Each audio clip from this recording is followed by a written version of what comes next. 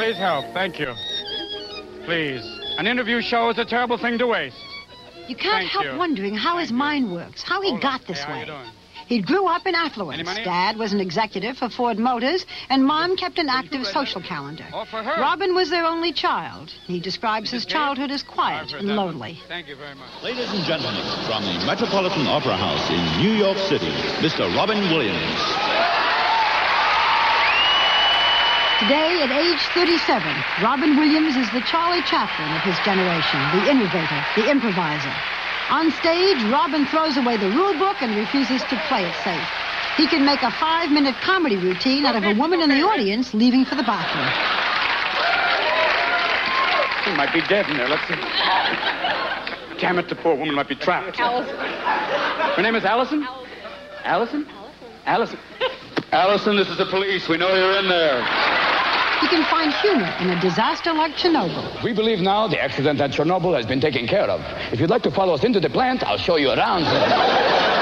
Just when you think you know something, you have to look at it in another way. And perhaps most miraculous of all, he can change our image of him from stand-up comedian to one of our finest actors, as he did with last summer's Dead Poets Society.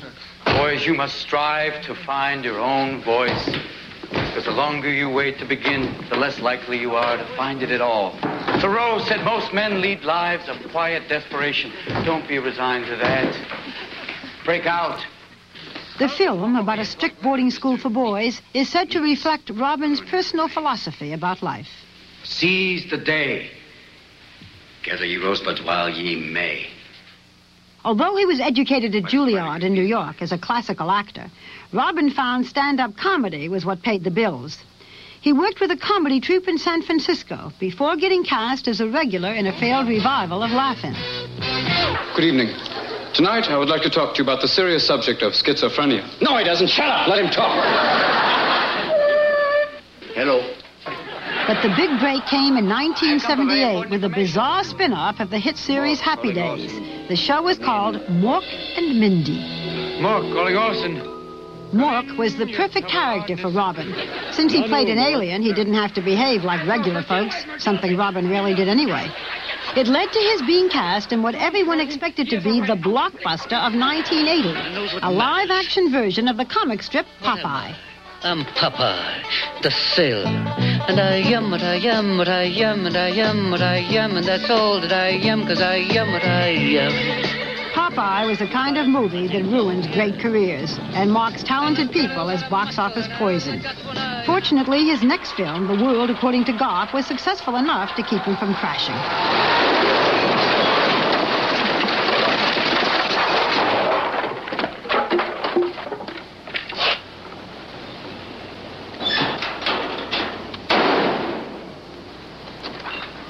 We'll take the house.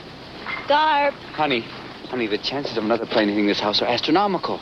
See, it's been pre-disastered. We're going to be safe here. Next, Robin embarked on a long list of forgettable films. Some were good, some were bad, none were blockbusters. In the middle of it all came the overdose death of Robin's friend, John Belushi. Robin had seen Belushi that night and volunteered to testify at the hearing. Robin, too, it seems, was addicted to cocaine. It took the death of his friend and the birth of his son, Zachary, now 6, to clean him up for good. You have this dream where you're doing cocaine in your sleep and you can't fall asleep, and you're doing cocaine in your sleep and you can't fall asleep, and you wake up and you're doing cocaine. Bingo. There was still the problem of the movie career. The man, it seemed, was impossible to cast. He needed a role where he could perform as well as act. And in 1987, he got it. Good morning, Vietnam! Good Morning, Vietnam let us see every corner of his talent, and once and for all canceled his image as box office death. All of which would have been wonderful were it not for the fact that his personal life at the time was in turmoil. He was in the middle of a divorce with his ex-wife Valerie when this cover appeared in 1988. It implied that Robin had divorced his wife and run off with his son's nanny. It angers Robin to this day. So much so that even on a hot Sunday in the park, he wanted to sit down and talk of the misconceptions about his new wife, Marcia. The basic byline was the nanny that broke up the marriage. Yeah. First of all, we didn't become involved till it was a year after I'd been separated. And she only took care of Zachary for a short time, and then somebody else was taking care of. And then she became my assistant and worked with me during, started off working with me when I first became separated. So it wasn't a romance then? No. Their baby, Zelda, was only 6 days old when we took her on her first outing. She was born on July 31st here in New York because increasingly that's where her daddy is making movies. Donald Trump, white courtesy found. How do you like what we've done to your house? Have we improved your living room? I believe you've done something beautiful with here. These, if you can pan over here, and that one, these are staying to give it that lovely high-tech look. These I would like to just keep here just to have in the house. It's always good for Zelda to actually wake up and go, no. Just keep them around. Hey, you've got a film studio now here. This is beautiful. I like this. No, this is what you've done in this lovely stuff. This stuff. You can never have enough moving blankets in your home. You can never insulate your house for sound, because eventually you'll be walking around the house going, it's wonderful. Now I'll be doing Comics of a Lesser God. This is great. Look, he can't behind it. You're driving him crazy. This is great. Well, this will have that special look. This is called reality. And now we can do like the mafia interview. I never saw her. I talked with Robin in his Manhattan apartment. This was not like any interview I've ever done. But to talk with Robin Williams is like stepping into a hurricane and discovering a calm at the center. Okay. Tell us about the baby. Can I stop you from telling me about the baby? God. It's a girl. She's 9 pounds, 7 ounces. Actually, a friend said we gave birth to a woman. She had shoes and a bag. It was amazing to go through it again, but it's just as amazing the second time. Just to look at her is like better than any videotape. You can sit and just kind of watch and just watch this. You watch her and she watches you? Yeah, she checks me out and goes, will you be buying me things? Look, Bloomingdale's. Can you say that? Bloomingdale's. No, Cartier. Okay. Yeah, so I watch her, yeah. Robin, I want to ask you all the dumb questions like, were you born like this? No. I guess it happened like the first year of college. It was a store of things. Basically, no, I wasn't performing all the time. I performed with, truth is, performing for my mother. It's like Lenny Bruce used to talk about it, saying it's a love me syndrome. For me, performing was a great way to, interrelate with my mother. She was funny, and a way great to talk back to her was to be funny back. And we played back and forth that way. And that's where performing came from.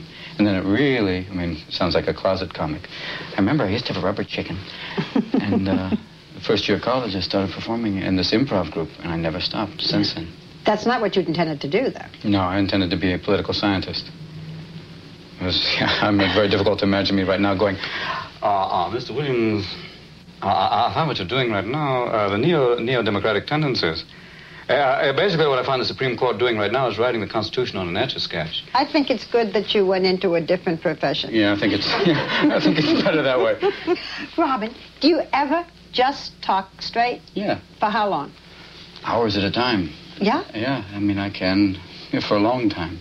Don't like to, because it's more fun to play. Did you go into comedy because you couldn't make it as an actor? Yes, I actually... Is that true? That's what I read. That you couldn't get a job as a... Yes. You cry on this program, and I won't run any of it. It was that... You promised me you wouldn't cry. I tell you, I couldn't make it as an actor. I remember doing Hamlet going, to be, line, I found it very difficult being in tights, and you're wearing tights and you're doing Shakespeare and they can tell what religion you are. And tears come down your cheeks. Yeah, they go. I just realized... I can't believe it, Barbara, you... Oh, God, Pull yourself, Robin. Pull yourself together. Pull myself together. Because I couldn't make it now, because it was difficult in coming back from Juilliard and trying to find acting work. Are you now in a position where you can choose the roles? You said at one point that I think it was you thought that Steve Martin got the parts first. It was like a Eddie comic Murphy food chain. Yeah. You can tell. Yeah, there was some. You can tell what scripts came from Eddie, because there's a lot of whiteout. But wait a minute. This says this is a role for a black man. No, it isn't really. You'll see. And you can tell. It was there was like a food chain that you work your way up. Where are you now in that chain? I don't know. I think you're way up there. Somewhere below Jack. We're all below Jack, Barbara. Jack's the king. We're all just players in the court. Every time you see a bat shirt, there's Jack going, hey, who knew? After Mork and Mindy, I remember we tried to do an interview with you and you were doing Mork. And you were way up there, boy, And then there was that The dead period. That quiet. The quiet time. Period. What we like to call the Popeye years. Yes. And a few others that may... The Popeye Survivors Best of Times years. Those films that you'd see people walking out going, I want some money from you. Yeah. Why do they think he's funny? Yeah. Are you that guy from Survivors? Yeah. Then you shouldn't do any more movies. You're no good. Yeah, it was scary when you see a movie on cable before it actually came out. Then you know it's not good. People also feel, in writing about you and, in reading the interviews, that the death of John Belushi was an enormous influence on you, rather than just, well, I don't know, you tell me what it was for you. It's only the fact that, here's a guy who was probably one of the toughest, strongest people you could ever meet, and he's taken out, and it basically, it cleaned up a whole generation of people. Because this guy was as strong as anybody you could ever meet. I mean, a bull. A guy, John, for a laugh, could run into that wall and get up and do it again. So if it took him out, you realize that, we're all pretty mortal. When we hear about people using drugs, most of the time they use them to get a high. Yeah, for me it was basically it was a great way of escaping.